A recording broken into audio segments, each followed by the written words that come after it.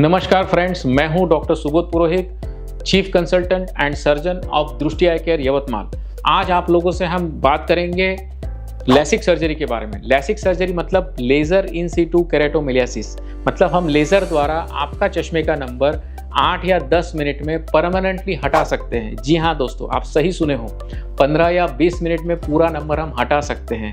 ये सर्जरी जो है वो एडवांस मशीन पे की जाती है और आपका नंबर -1.5 से लेके तो 9 तक के हो उसको हम हटा सकते हैं। तो सबसे पहले हम जानेंगे कि लैसिक सर्जरी मतलब क्या। लैसिक मतलब लेजर इन सीटू केराटोमिलियासिस, मतलब कि लेज़र द्वारा जो हमारा बुबुल है कॉर्निया, इसके ऊपर हम बीम छोड़ के पहले उसका कॉर्निया का शेप जो है हम लोग चेंज कर देते हैं आपके नंबर के अनुसार, ताकि आपका नंबर परमानेंटली हट जाए।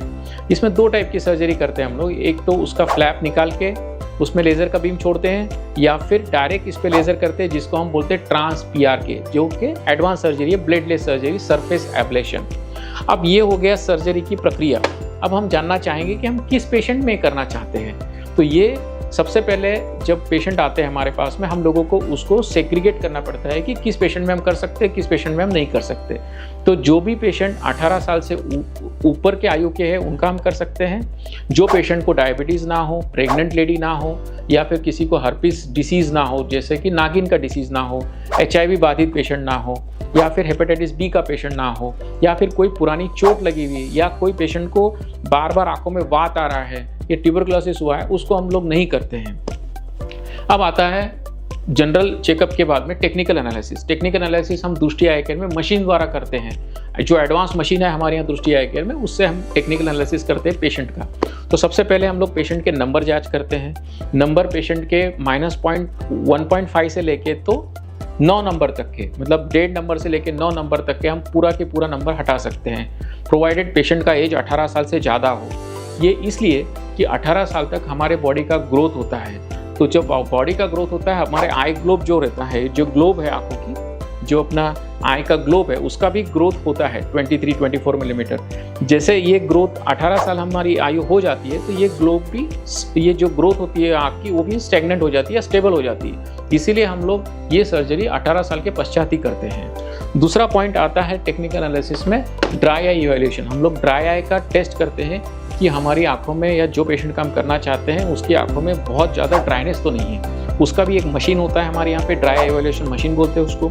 उसके बाद आँख का थिकनेस गिना जाता है, उसका मशीन होता है कॉर्नियल टोपोग्राफी और कॉर्निया की पैकीमेट्री, जिससे कि ये बुबुल का जो थिकनेस होता है हम लोग गिनते हैं, जो कि 500 माइक्रॉन से ऊपर होना चाहिए। यदि अगर 500 माइक्रॉन से नीचे होता है तो भी हम लोग उसको सर्जरी कर सकते हैं। उसको बोलते हैं IPCL सर्जरी, जिसके बारे में हम विक्षिप्त में डिटेल में हम आपको दूसरे वीडियोस में बताएंगे।